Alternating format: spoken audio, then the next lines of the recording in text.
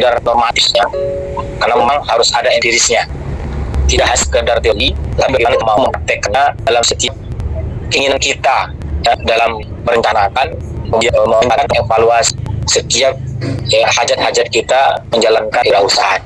Saya segelintir saja.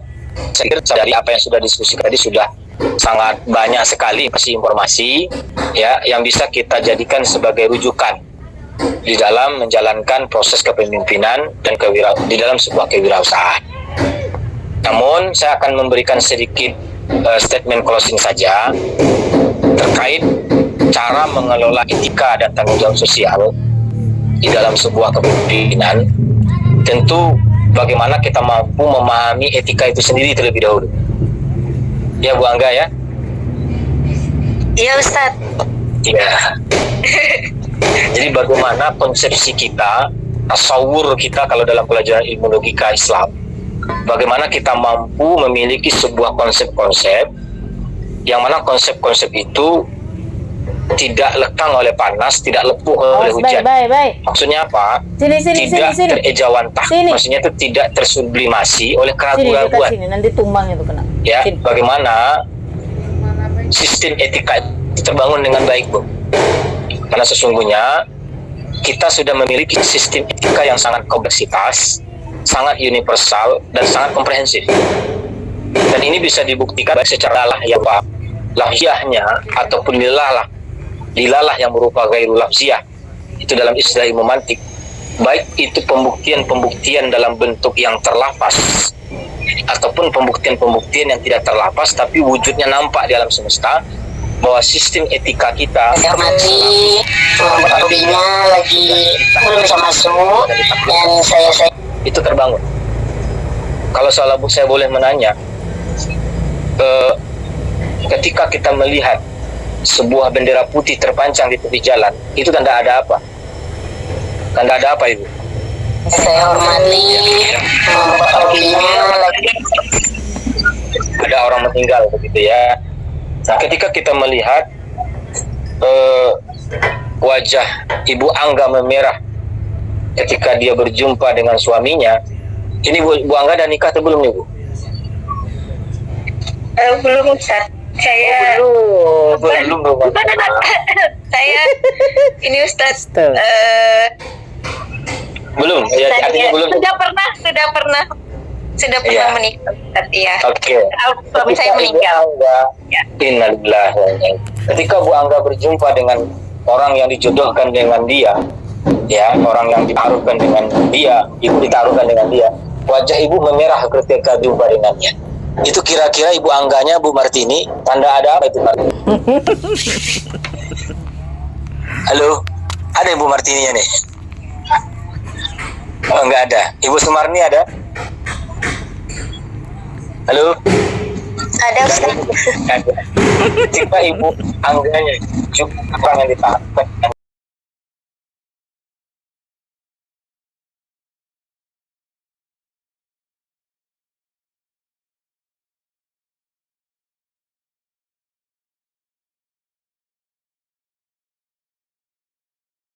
dari yang menciptakan alam semesta untuk menjadikan alam semesta ini menjadi teratur, menjadi tersusun dengan baik, bersistem dengan rapi, sehingga kita paham dan mengerti bahwasanya sistem etika itu sudah tercipta dari yang Maha Mencipta, yaitu Allah Subhanahu Wa Taala. Maka saya ingin sampaikan, sistem etika itu sudah sangat kompleksitas di dalam Islam. Nah, yang jadi pertanyaan kita, etika itu seperti apa gitu? Maka saya sampaikan, etika itu kode, Bu. Ya, bunda-bunda semua, etika itu kode prinsip. Dan dengan kode itu, kita akan mengetahui nilai-nilai. Sehingga terbangunlah moral, ya, sehingga muncullah perilaku-perilaku seseorang. Ya, muncul pemimpin demokratis, muncul bos yang memiliki karakter otoriter, sehingga memiliki seorang kepala sekolah yang visioner gitu, atau muncullah karakter-karakter lain dari orang-orang yang menjadi atasan dalam kehidupan kita sehari-hari. Maka etika inilah yang menjadi kodenya, sehingga nilai-nilai moral itu terjadi maka lahirlah perilaku seseorang. Sehingga apa, Bu? Maka terjadilah benar dan salah. Ini benar, ini salah. Maka keputusan benar dan salah itu harus dibangun ya ke atasnya dari sistem etika yang sudah ada. Maka sistem etika kita adalah Al-Quran dan hadis. Cuman ada dilema loh, Bu. Dalam membangun etika ini sangat ada dilema sekali. Dilemanya bagaimana? Situasi yang terkadang muncul ketika semua pilihan, ya, pilihan-pilihan alternatif yang sudah kita ambil, ya, ketika semua pilihan itu muncul gitu ya, lalu ada perilaku yang tidak diinginkan oleh kita muncul juga, dan itu munculnya karena ada konsekuensi. Ya, konsekuensinya apa? Ada berpotensi negatif, sehingga sulit untuk membedakan benar dan salah. Maka dilema etis ini akan terjadi alhamdulillah ketika semua pilihan itu sudah nampak oleh kita, atau nampak perilaku-perilaku yang diinginkan, yang mana perilaku yang diinginkan kita itu memiliki sebuah konsekuensi yang berpotensi negatif, lalu kita sulit membedakan mana yang benar dan mana yang salah. Maka itulah dilema etika, Bu. Nah, yang jadi pertanyaan saya, kenapa seorang presiden bisa melakukan korupsi? Karena memang dia tidak mengetahui benar dan salah. Nah, itu dilema etika. Seorang polisi, dia baru menjalankan apa yang menjadi tugasnya, menjadi pelindung rakyat. Ketika dia dibayar, maka ketika itu muncul etika. Sebab kenapa? Karena pilihan-pilihan itu sudah banyak nampak di dalam kehidupan kita sehari-hari. Perilaku-perilaku yang diinginkan itu sudah muncul dalam lingkungan kita sehari. Akan tetapi muncul kesulitan. Itu sulit membedakan benar dan salah. Nah, maka kita sebagai agen moral, ya, individu yang harus membuat pilihan etika. Kita sebagai seorang kepala dalam sebuah usaha atau bos dalam satu usaha baju atau usaha apapun, individu yang kitanya sebagai pemimpin itu wajib harus membuat pilihan etika. Dan pilihan etika itu tentu harus ada sumber-sumbernya, ya. Nah, sekarang pertanyaan kita dalam mengambil keputusan, ya, bagaimana cara mengambil keputusan yang beretika itu? Maka saya ingin memaparkan sebuah istilah ya yang pernah saya baca. Dilema etika itu ketika dia terlibat dengan konflik antara kebutuhan, ya, sebagian pihak dan keseluruhan pihak. Jadi, Bu, dilema etika itu akan terjadi ketika dia terlibat dengan sebuah konflik. Konflik apa? Konflik antara kebutuhan segelintir orang dengan kebutuhan banyak orang. Mandi yang bersih ya. Ya, misalnya Gosok badannya pakai sabun. karyawan ya memiliki kebutuhan, lalu secara kolektif dalam usahanya itu memiliki kebutuhan yang sudah disepakati, bertentangan itu satu pihak dengan pihak yang banyak, maka akan terjadilah sebuah dilema etika. Maka individu yang melawan organisasi atau individu yang organisasinya melawan masyarakat secara keseluruhan, maka disitulah terjadi masalah dalam etika. Ya, seperti di sini, Bu, ada proyek tol. Selalu, pokoknya sekali seminggu itu pasti ada saja konflik antara masyarakat setempat dengan karyawan-karyawan tol. Ya, antara masyarakat setempat yang lalu lalang dengan berarahan, ya, yang merasa tidak nyaman dengan debu yang begitu banyak. Kenapa? Karena kepentingan satu pihak, yaitu tol, itu tidak sesuai dengan kepentingan masyarakat yang ada di sini. Digosok badannya. Ya, kepentingan masyarakat di sini apa? Nggak ada sama sekali. Air ember hitam. Nggak ada. Akan tetapi mereka tidak mementingkan ya apa yang diinginkan oleh masyarakat di sini, sehingga terjadilah konflik. Begitu juga dengan usaha-usaha kita yang lain, Bu, baik kecil maupun menengah. Nah, sekarang yang jadi pertanyaan kita, apa strateginya? Paling tidak secara normatif sajalah, nantilah secara praktek empirisnya. Apa strateginya yang bisa kita lakukan ya untuk mengambil keputusan yang beretika? Nah, strategi ini menurut saya itu wajib didasari dengan norma bernilai untuk mengambil keputusan. Ya, harus. Nah, ketika strategi itu secara normatif didasari oleh norma dan nilai, maka muncul 4 hal di dalam strategi pengambilan keputusan yang beretika. Yang pertama, nah ini tolong dicatat ya ibu-ibu. Menurut saya, yang dari saya baca, pendekatan harus disebut dengan pendekatan bermanfaat. Yang kedua, pendekatan Boleh ulang yang pertama, putus-putus suaranya Ustadz. Yang pertama tadi pendekatan bermanfaat. Pendekatan bermanfaat. Itu yang pertama. Yang kedua, pendekatan individualisme. Nanti saya jelaskan satu-satu ya Bu ya. Catat aja dulu. Yang ketiga, pendekatan hak-hak moral.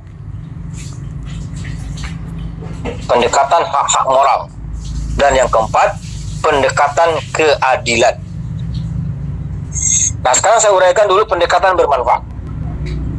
Ya, menurut dari teori-teori yang saya baca atau para ahli dalam kepemimpinan dan kewirausahaan, pendekatan bermanfaat ini itu sebenarnya perilaku moral, Bu. Bunda-bunda semua. Perilaku moral. Ya, yang tujuannya apa? Menghasilkan kebaikan terbesar bagi jumlah terbesar. Perilaku moral yang menghasilkan kebaikan terbesar bagi jumlah terbesar. Kalau bahasa kampung saya itu Bu, lama ada awak, ketujuh di orang banyak, nah, kan gitu. Ya, lama ada awak, ketujuh di orang banyak. Janda mak dakwah saja, tapi tidak ketujuh di orang banyak. Nah, itu istilah saya di kampung ya Bu ya. Nah ini Bu, didukung oleh filsuf abad ke-9, ke-19 maksudnya, abad ke-19, yang bernama Jeremy Bentham dan John Stuart Mill ya. Ini yang mengatakan pendekatan bermanfaat itu adalah perilaku moral yang tujuannya menghasilkan kebaikan terbesar bagi jumlah terbesar. Nah, kalau kita gali dalam Al-Quran sebenarnya ini sudah berdasarkan Al-Quran sekali nih. Ya, Allah sendiri yang sudah menjelaskan tentang hal itu sebenarnya. Bisa dipahami ibu-ibu apa yang saya sampaikan? Siapa yang buat Insyaallah bisa. Sebelum saya lanjutkan, ada pertanyaan kira-kira apa Bu? Silakan. Ustaz, Ya Bu. studi kasus boleh Ustaz? Boleh Bu. Jadi gini Ustaz, di sebuah sekolah, seandainya kita menjadi pemimpin kepala sekolah gitu Ustaz, ada guru yang baru masuk, tapi perilakunya itu belum benar gitu. Misalnya dia datang terlambat atau sering masuk gitu Ustaz. Ketika kita nasihati, sebenarnya kita nasihatinya baik-baik, maksudnya kita panggil baik-baik, tapi dia nggak bisa menerima, dia malah mau berhenti. Sementara kita mau mencari guru baru itu susah Ustaz.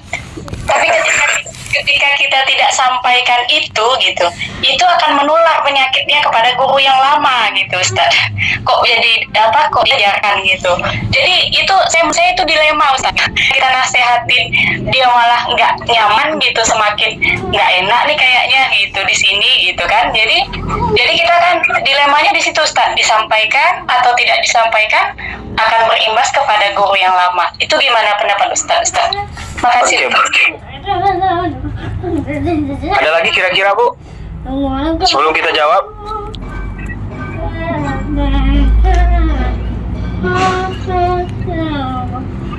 Ibu-ibu, ada lagi yang bisa saya dengar pertanyaannya?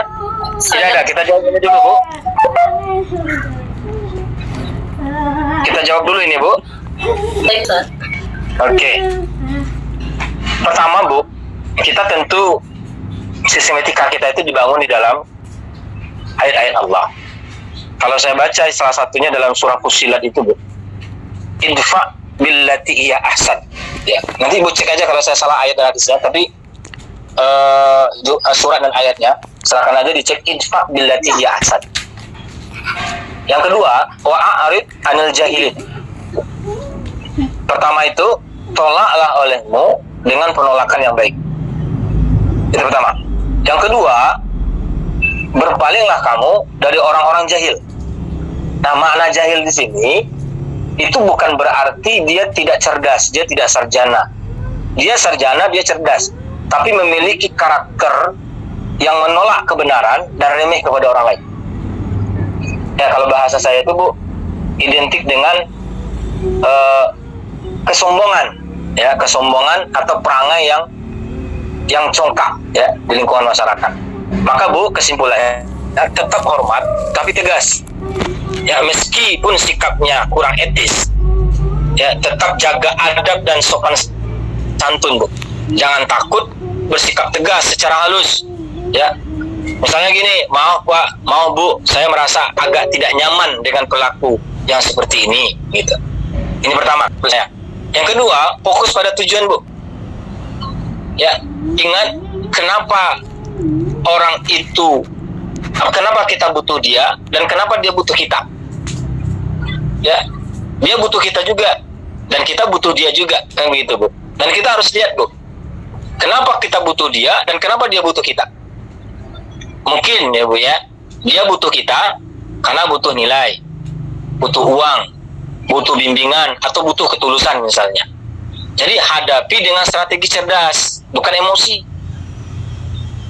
Ya, sebenarnya untuk menghadapi orang seperti ini sangat mudah sekali, Bu. Pertama, kita tetap, Bu, ya, menilai, membimbing, dan memberikan ketulusan kepada dia. Tetapi dalam hal itu kita tetap memiliki strategi cerdas, gitu, bukan emosi. Kalau kita cek itu di dalam kajian ilmu tasawuf, emosi itu seperti nyala api, dan dia itu bersemayam dalam lipatan hati manusia.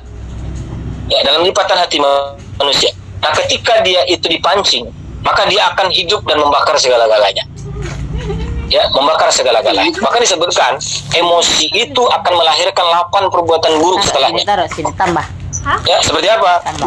Seperti gunjing, SMS, suka melihat orang susah, senang melihat orang susah melihat orang senang, muncul olo-olo, muncul menyakitin dengan kata-kata, lalu muncul menyakitin dengan tangan dan lain sebagainya, dan sampai kepada memutuskan hubungan.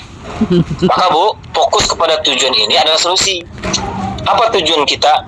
Membangun pendidikan yang cerdas, yang ramah, yang berakhlakul karimah, dan peduli kepada lingkungan sekitarnya. Nah, itu yang kedua menurut saya. Yang ketiga, catat dan simpan bukti, Bu. Ya, kita itu butuh bukti terkadang dalam kondisi seperti ini. Biasanya guru yang seperti itu dia punya dekingan, ya, ya, Bu. Halo. Ya, Ustaz. Punya dekingan, ya, Bu. Iya, Ustaz. Nah, gitu ya. Biasanya seperti itu, Bu, punya dekingan, catat dan simpan bukti, Bu. Karena catatan dan bukti kita itu akan menjadi sebuah pedoman bagi orang banyak. Ya.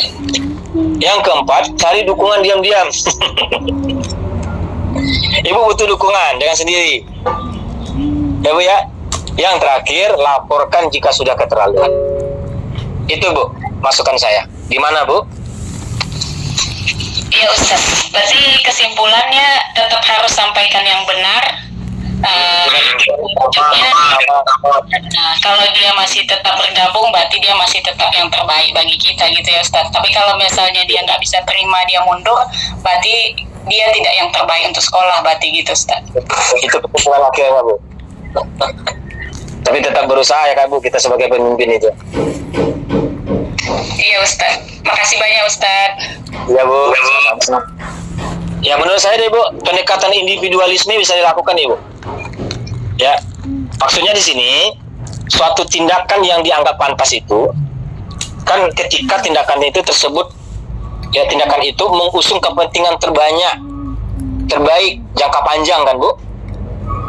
Itu dikategorikan pendekatan individual. Ya, pendekatan individual itu sesuatu tindakan dianggap pantas ketika tindakan tersebut mengusung kepentingan terbaik jangka panjang seorang individu.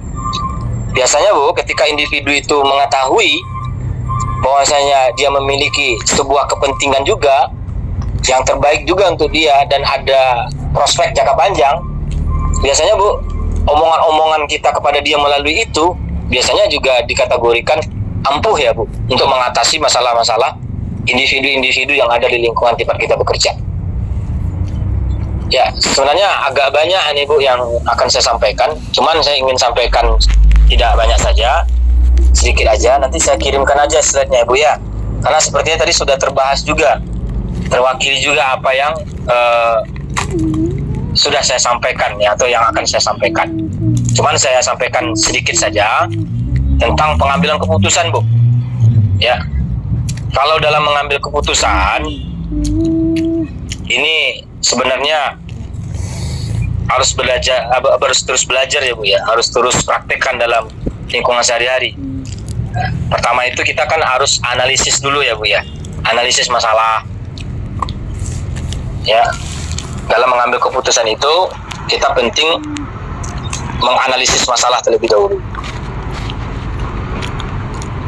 Oke, barangkali di sini aja dulu Bu. Saya lagi masih kurang fit sepertinya. Kalau ada yang mau diskusikan silakan Bu. Nanti saya kirim aja slide-nya ya Bu ya. Saya kirim slide-nya.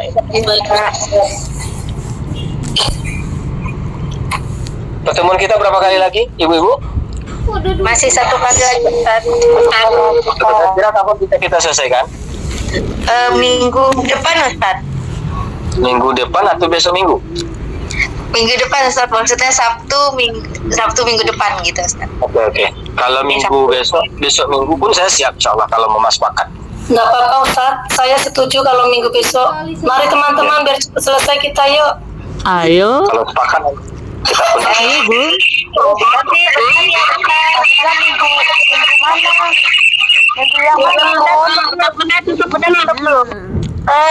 Ustadz mohon maaf Ustadz, nanti saya diskusikan dengan teman-teman karena saya sama teman-teman ada rencana besok mau menjenguk Bunda Sofia Ustadz. Jadi kebetulan setelah ini saya mau berdiskusi. Jadi kalau besok kemungkinan nanti antara kita jenguk Bu Sofia dulu atau kita kuliah nanti saya diskusikan dulu Ustadz. Tidak lama Bu, tidak lama 2 jam. Baik Ustadz, jadi saya sampaikan. Baik Ustaz, terima kasih Ustaz. Ya, sebetulnya ibu kita ini udah baik semua nih. Prakteknya ada banyak nih ya Bu ya. Nanti saya kirimkan ya Bu dari yang 3 yang sudah saya buat. Oke, itu saja lah Bu pertemuan kita hari ini. Mohon maaf perbuatan saya atau kelupaan saya terhadap pertemuan kita hari ini. Tapi insya Allah saya yakin dan percaya ya, diskusi kita hari ini akan memberikan informasi dan data yang sangat bermanfaat. Tolong bantu Bu, untuk rekamannya gimana nanti itu Bu? Nanti dikirim ke grup mata kuliah Ustadz. Boleh. Dikirim langsung rekamannya atau diupload dulu ke YouTube itu biasanya? Bagaimana nanti Bunda Sekinah? Kalau misalnya kira-kira ini Ustadz, kalau kira-kira memorinya cukup nanti langsung, tapi kalau tidak cukup mungkin ke YouTube Ustadz. Iya itu solusinya Bu. Makasih ya Bu ya. Ya baik Ustadz. Makasih banyak atas keikutsertaan kita dalam diskusi hari ini dan kemaklumannya. Saya sebagai pengampu mata kuliah mengakhiri pertemuan ini dengan subhanakallahumma bihamdika asyhadu an la ilaha illa anta astaghfiruka wa atubu ilaik. Wassalamualaikum warahmatullahi wabarakatuh. Waalaikumsalam. Saya hormati Bapak Robinya lagi bisa masuk dan saya sayangi teman-teman seperjuangan. Bunda Widya ya, sebenarnya saya bukan tidak mau